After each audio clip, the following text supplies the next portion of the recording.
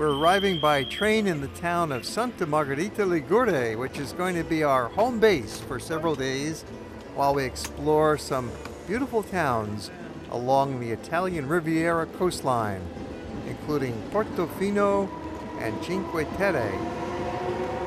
We discovered that Santa Margherita is not only a convenient place to stay because of its numerous hotels and restaurants and shops, but it's also a beautiful town. It's right along the shores of the Ligurian Sea. There's a big marina, and there's a delightful old town with a pedestrian zone. Lots of locals out. The train station is located right in the town itself, and so if you're traveling light, you could most likely just walk from the train station to your hotel. Most of the hotels are within a half a mile or at most 1 mile away. But in our case, we've got suitcases and a small group, and so we're going to have taxis shuttle us right over to the hotel, and we're going to start touring immediately. We decided to stay in Santa Margherita because it's just 3 miles away from Portofino and just a little bit further away from Cinque Terre, which are the main attractions of this coastline.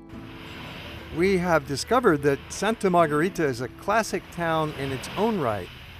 It's a bright little town full of light and color, which came into being originally with the merging of 2 small adjacent villages, and now it's formed into one beautiful spread along the coastline.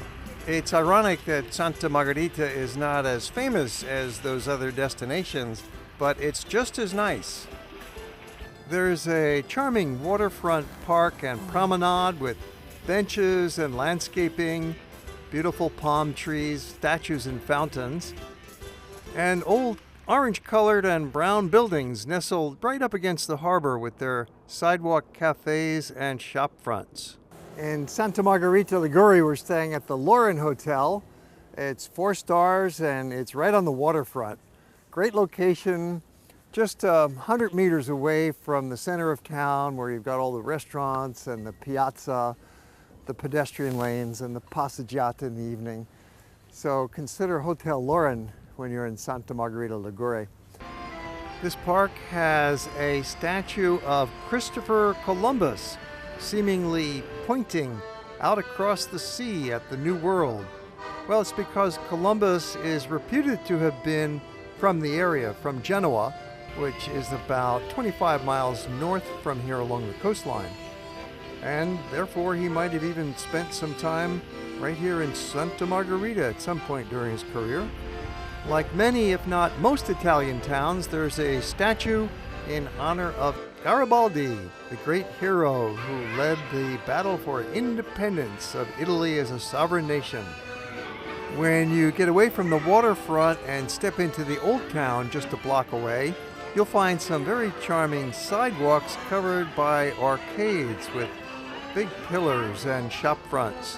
The arcades are a great place to stroll and gather, protects you from the elements, and then there's some open plazas right nearby. It's the traditional evening passeggiata where all the local folks come out for a stroll. It's after work, it's before dinner, the families are gathering, there's artists in the street, there's lots of kids out playing, and sometimes you'll get lucky and come across a very special family scene like this one. A bunch of young kids and one of the dads posing them, that's a challenge, posing them into a group photo.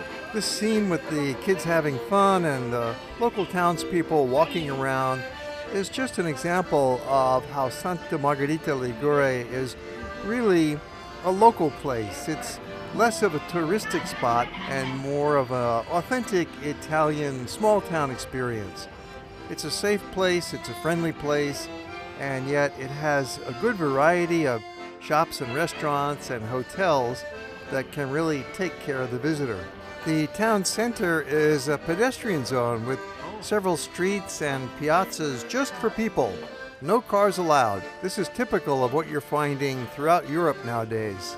We're getting hungry and there's quite a few restaurant choices, and we got lucky with an excellent place with a very friendly waiter. Ristorante da Michele. My name is Bush. This is Santa Margherita, and this is Ristorante da Michele. Welcome. Beautiful. It really was quite a spectacular experience. Everybody in Hawaii, ciao. Ciao. So ready for Italian Fantastic. We were having a relatively early dinner. It was only about 7 o'clock, but we'd had a long day and we were hungry and ready to eat, and we're American tourists after all, eating early. Europeans generally eat about 8 p.m. or 9 p.m. Many restaurants don't even open till 8 p.m. Is the gnocchi Scialatielli, homemade. This was open. We had it all to ourselves because of that early hour. Great service, incredible foods, fresh pasta, and great vegetables, and terrific wine to go with it. What a package. And we enjoyed the regional specialties. Some mussels and calamari, some whitefish, crab. Pesto. Okay, alla bolognese. That's the trofie, the hand-rolled fresh pasta with a pesto sauce. And the pesto is from the area because the hillsides cultivate a lot of basil. Thank you very much. Great spot. Thank you very much. Thank you very much, Mr. Bush. Thank you. We'll see you again. Take care. Followed by a little after-dinner stroll to work off that amazing meal. And the town is still jumping with lots of people out walking. Another good reason for staying here is that there's a wide variety of hotels that you can stay at in Santa Margherita, ranging from 4-star deluxe right down to budget economy in all sizes and categories. So it makes a real good home base. Quite a few of the buildings are 300 and 400 years old, so you really do get quite a feeling for history here in Santa Margherita.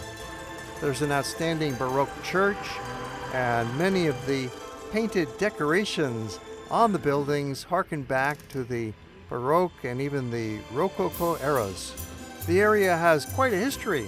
It started out as several separate villages, and then in 1812 they were joined together by Napoleon, who named them after himself, calling it Porto Napoleonic. However, 3 years later, with the fall of Napoleon, all of that was undone, and the city was transferred to the Kingdom of Piedmont and Sardinia and renamed as Santa Margherita. The hotel breakfast is just what you would hope to find in a very nice 4-star hotel in Italy. A big spread there with your cold cuts, your meats and cheeses. There's rolls and fruits, of course. There's yogurts and coffee. Cappuccino. Whips it right out. Fresh brewed coffee. Cappuccino.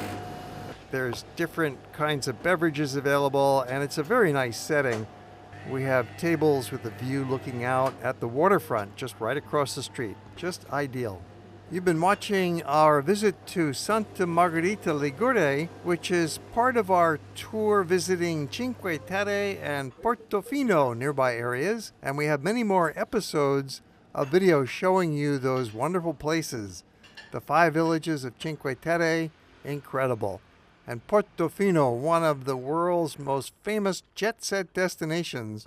Well, this morning we're heading out that way for our visit to Cinque Terre. It's about an hour and 20-minute train ride from Santa Margherita, and the weather does not look too promising. The forecast is for scattered showers throughout the day. Right now there's just a little mist in the air, but we'll see how the day develops. We're going anyway, and rain or shine, Cinque Terre is a beautiful place to visit. Well, we're taking a walk from the hotel along the waterfront promenade in Santa Margherita. Actually, we're heading for the train station. We're going to be riding down to Cinque Terre for today, but that's a different movie. For this film, we're just showing you Santa Margherita. Look at our other movies for our adventures in Cinque Terre and Portofino, the nearby attractions here close to Santa Margherita. And check it out, and we will show you much more of the area. We're walking over to the train station, which is only about 10 to 20 minutes away from any hotel in town. So convenient. Santa Margherita Ligure station connects internationally all over Europe. It's a major train station.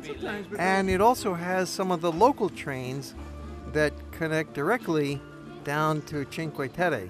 So it really is a great connection spot. So you wait around for the train, hang out, and sure enough, it comes. You get there about 5 minutes ahead of time. That's all you need to do. They're never early. Sometimes they're a little late. So the train arrives, you get on. In the off-season, not crowded at all. It's mostly second-class cars on these local trains, so you don't need a first-class ticket.